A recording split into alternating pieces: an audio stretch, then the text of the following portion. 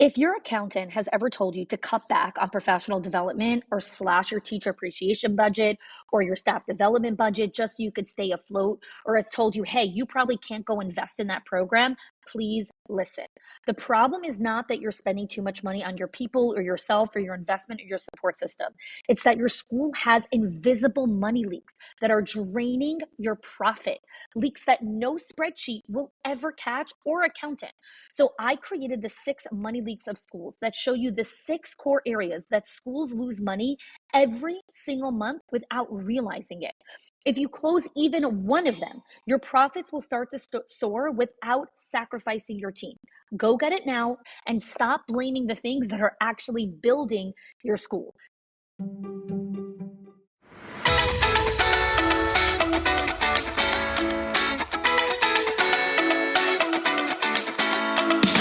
Welcome to the Schools of Excellence podcast, where we transform everyday leadership struggles into powerful legacies that impact generations.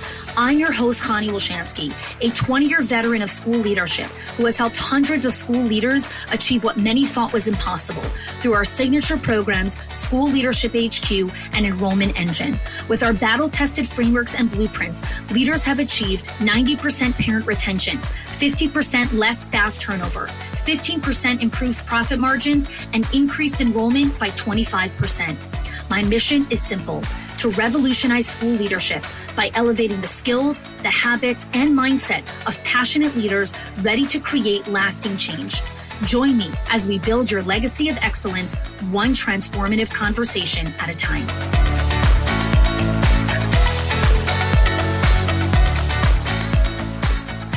Welcome back to the Schools of Excellence podcast. Today is, you guys, this podcast episode is different. Like, you might get really triggered by hearing me say certain things here, because I am going to kind of dismantle a very common phrase that is used in this industry, and that is, let's get on the same page. And so today is all about why you should not get on the same page and what you should do instead. So I do not like the phrase, let's get on the same page. I actually would like to create a t-shirt that when I go speak at events or conferences or just go hang out in the world, it should say, I don't believe in getting on the same page. And in the back of my shirt, it should say, I believe in holding people to the same standard. I think it would get a lot of attention. I think it'd be great. Here's the deal. Okay. Marriage, never about getting on the same page. Parenting, not about getting on the same page. Running a school, same thing. It is never about getting on the same page. It is about holding the same standard, the same value, the same standard. So why do people talk so much about let's get on the same page? People say it because getting on the same page feels really safe and comforting, right? It has this feeling of like, let's avoid conflict. Let's make sure we all agree. Let's all feel good about what we decided. And so it sounds like we're creating alignment in marriages. When we say things like that, it sounds like we're asking for cooperation. In parenting, it seems like we're asking for like, come on, let's create, some connection here. But what it actually means is, let's get on the same page, is let's agree enough to avoid discomfort. When you say let's get on the same page, what you're really saying is, can we agree enough to the place where we can avoid discomfort, right? And here's how I know, right? When we say about getting on the same page, people nod, people smile, people say yes, but then they leave the meeting and they do their own thing. Because being on the same page is not the same thing as shared standards and shared ownership, right? Which is why I don't believe in getting on the same page. Because in my lived experiences, right, as an employee, as a team member, as a mom, as a wife, as a CEO of a company, and coaching hundreds and hundreds of leaders, being on the same page does not build culture. Being on the same page does not create any follow through. Being on the same page does not hold standards when the pressure hits. It doesn't. You need the same standards.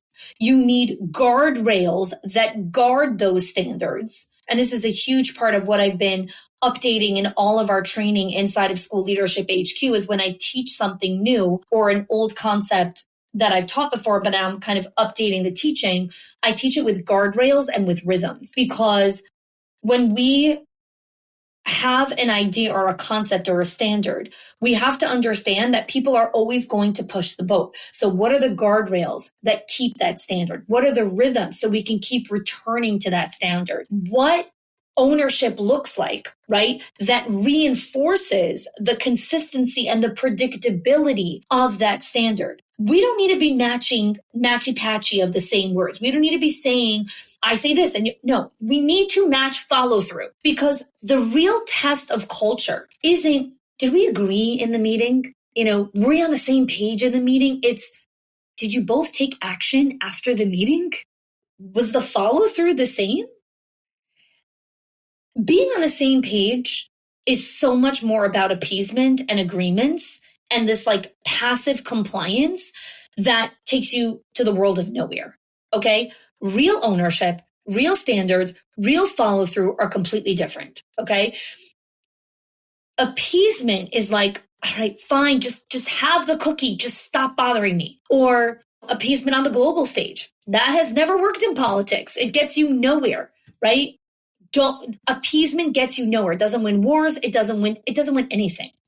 So the problem with getting on the same page is that first you need to understand that we need to create and understand what our values and what our standards are.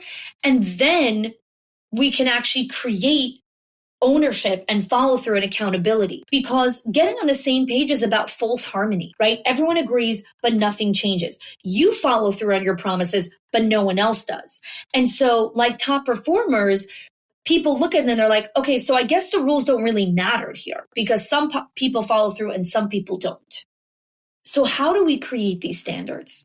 When you're in a difficult conversation, we don't need to match words. We need to match follow through. We need to have the same standard. So we really need to understand, what does it mean that a culture is not built on these appeasements or agreements? Like, we made an agreement that this is the standard, right? This is the standard.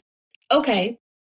Now it's, how are we going to uphold this contract together? How are we going to uphold this agreement together, right? There's a lot of people who make peace treaties, who make contracts, who make ceasefires, and then nobody follows through on them. So it's not about, okay, we made this really great agreement. It's, how are we going to hold this agreement? How are we going to hold this standard?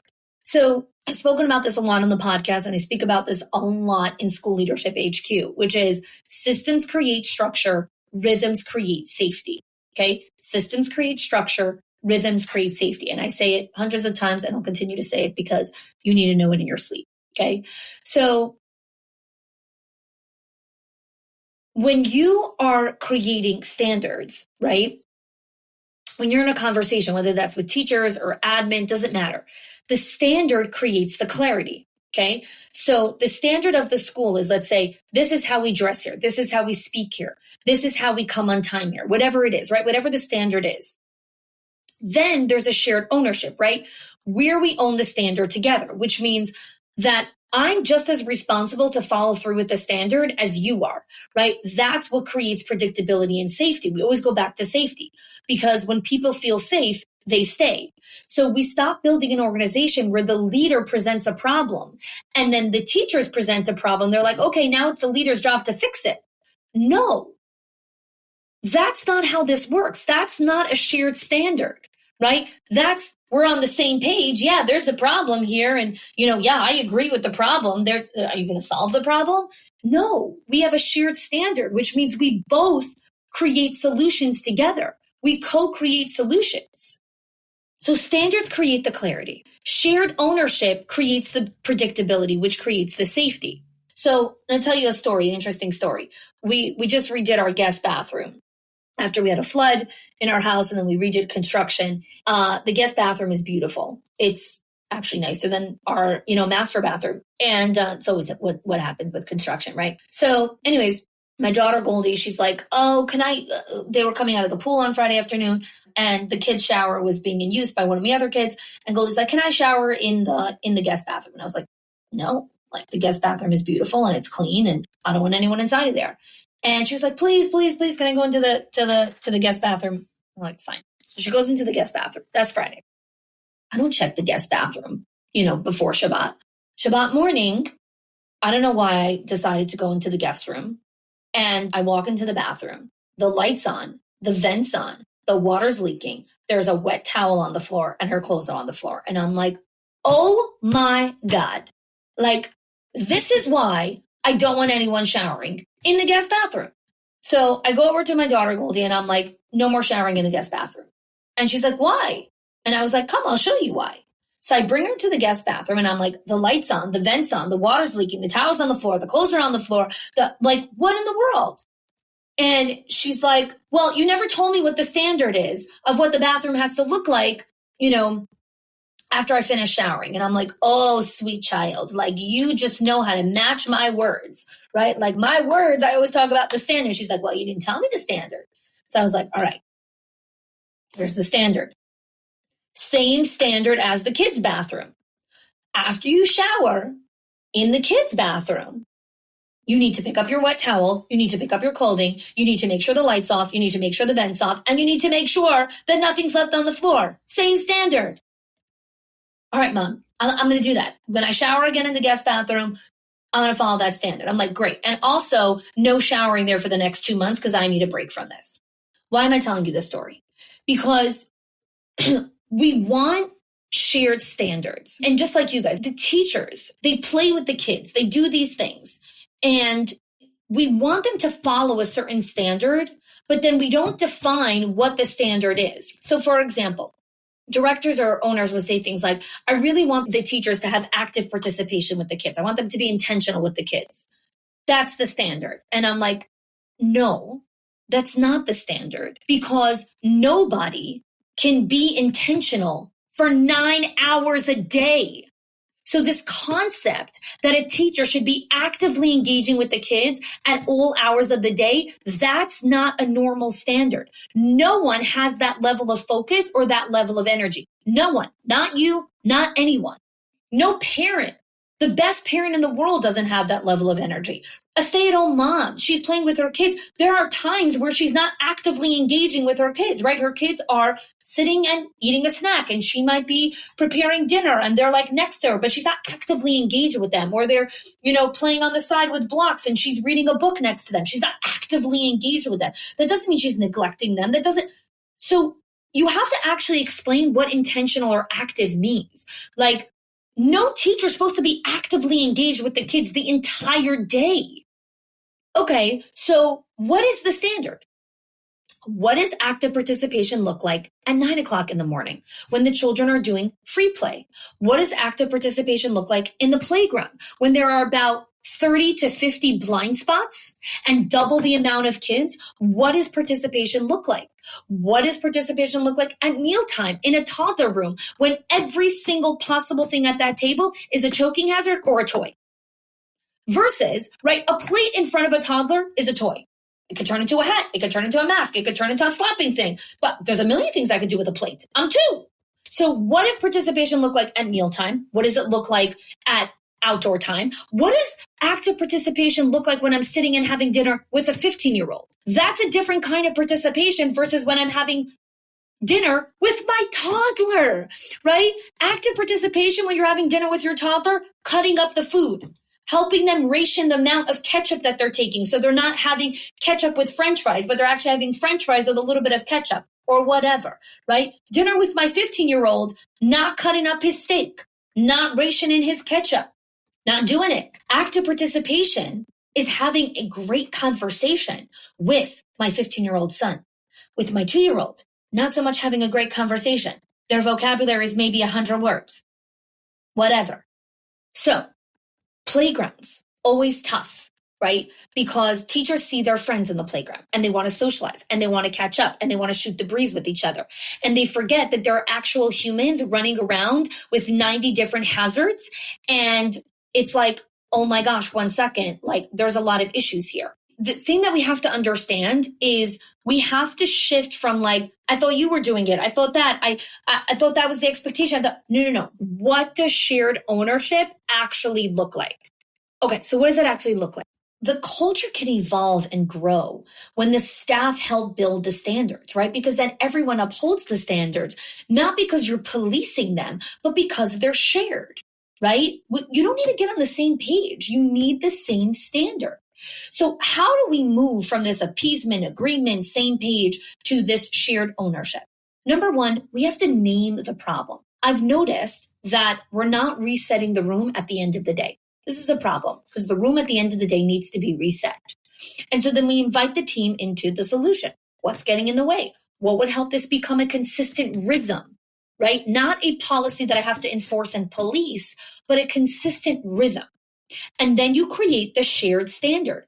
We agree that by 5 o'clock, the room will be clean and the materials will be back on the shelf. That's the standard, right? So the thing when it comes to guardrails, which I spoke about in the beginning, is that there has to be follow-up, right? Because passive agreement with no follow-up means you're in charge now. So what does follow-through look like for each of us?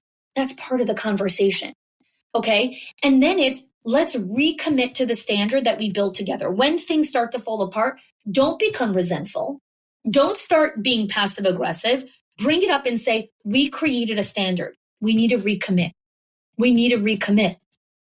When you're trying to do the same page, the leader ends up doing all the fixing. When you have a shared standard, it's what is yours to hold and what are theirs to hold. What part of the standard is yours and what part of the standard is someone else's? Okay? That is such a huge part of understanding. Like, what are you actually supposed to be doing? All right, so let's bring everything here, and wrap up today's conversation and bring it all together. Getting on the same page sounds nice, right? But it's the delay tactic, right? It's the, all of those things that I spoke about. So I want to just give some more examples of like how it actually shows up so that you can actually see this in reality. So I'm going to give you a couple of really good examples, okay? One, the director delay tactic, right? So a director will say, we need to get on the same page before we tell the team. What that actually means is I'm not ready to hold the boundary and the standard publicly. So we need to stall a little bit until I feel a little less anxious. And what the result is that a week passes, a month passes, nothing changes. The team keeps breaking the standard. And then they're like, oh, well, I guess this is allowed. That's the issue with the getting on the same page here. Okay, here's another example. This is the passive teacher excuse. Teacher will break up a policy and they're like, I didn't know that was the policy. We weren't really on the same page about that, which basically means no one said it to me directly. No one followed up with me. So I did what was convenient for me. So what happens is children get picked up without incident reports. Ratios don't get covered. Parents are confused. And it's like, no. Like, this is the standard. Okay. Here's another example, right? You spend 45 minutes in a leadership meeting discussing hallway transitions. And everyone's like, yep, great idea. Yeah, like I really don't, right? They vent a little bit, blah, blah, blah. And then you leave the meeting and you're like, okay, but there's no deadline of when this is being enforced. No one claimed ownership. And it's probably going to come up again next week. Okay? What this is you having an emotional release of like, we need to talk about this. This is really difficult. This is what's going on, blah, blah, blah. Let's get on the same page versus getting clear and coming to the team with a clear standard. And here's the thing. It's okay to want an emotional release. Don't do that in front of your team. That's what mentorship is for. That's what leadership containers are for. That's what we do in HQ, right? Where a member, an owner, a director comes in, they're like, I don't know what's going on here. Can you help me get clarity? And then we help the leader get clarity. And then they come to the team with the clarity and the shared standard. Here's another example, right? You'll have a teacher that will consistently skip like prep time or whatever it is. And you've had a few conversations and then you're like, we really just need to get on the same page about expectations. Okay. No. You are avoiding the 5-minute direct conversation that you need to have with her, which is circle time prep is non-negotiable. If it's not done, the kids suffer. How are you going to prepare? Period. End of statement. This is not about, we need to get on the same page again. No. It's, this is non-negotiable. If it's not done, this is what happens. The kids suffer. We need to figure out a way to do it. What's your plan? So here's another one is you're an owner and you are waiting until your director agrees before making the call on something, right? Because you don't want her to feel left out. You want whatever, all the kind of stuff, right? Collaboration is important, but you cannot confuse collaboration with like, this is like, I have to follow through on this, because if everyone waits for everyone else to be okay with every single decision, no one makes a decision. Okay. Same page. Again, it sounds harmonious. Schools don't run on harmony. They run on standards, on explicit ownership, on rhythms, on follow through, on accountability. And guess what? Sometimes you're not always in harmony. That's okay. That's okay. You're not always supposed to be comfortable. That is a massive lie. Standards. It's okay to have a little bit of discomfort. It's okay to have a little bit of tension. There's nothing wrong with that. So what's your next step here? How do you start moving forward? I want you not to create a new standard. I want you to go and think about for a moment, and you can do that right here on, while you're listening to the episode, is what is a standard that I feel like I've communicated so many times and it still keeps ping-ponging back to my plate. Like, people are still not following through consistently. And I just give excuses for them, right? I tolerate their circumstances. Like, I know this is the standard, but they just came back from vacation. I know this is the standard, but 2 teachers called out sick yesterday. I know this is the standard, but licensing came the day before and the teachers were a little bit anxious. I know this is the standard, but fill in whatever circumstance or excuse you want under the sun.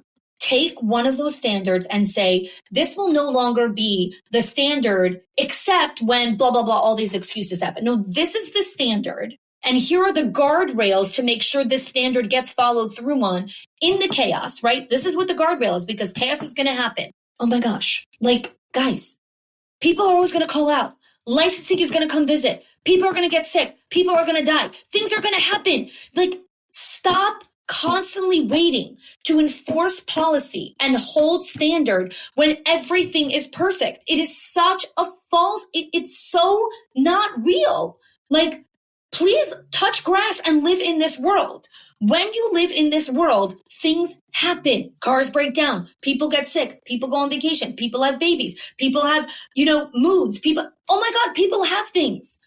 But if your standards only uphold when everyone is in the best mood and everything's going according to plan, you don't have standards. You have nothing. So take a standard, follow through on it with guardrails. So it's not follow through. Sorry.